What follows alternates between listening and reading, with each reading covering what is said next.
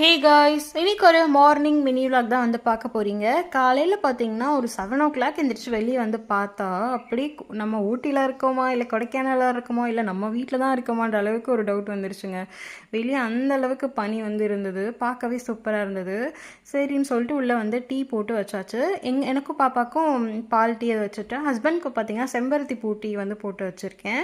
அப்புறம் பாப்பாவுக்கு லஞ்ச் வந்து ரெடி பண்ணியாச்சு. இன்றைக்கி வந்து பட்டாணி புலாவ் தான் வந்து பாப்பாவுக்கு பண்ணியிருக்கேன்.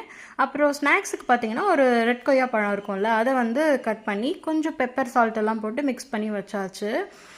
இன்றைக்கி சாட்டர்டேன்றதுனால பாப்பா வந்து கலர் ட்ரெஸ்ஸில் போகிறா. அப்புறம் அவளுக்கு மார்னிங் பிரேக்ஃபாஸ்ட்டாக தோசை வந்து ஊட்டிடலான்னு சொல்லிட்டு ஊட்டிகிட்ருக்கேன். அம்மனி வந்து விளையாடிட்டு இருந்தாங்க.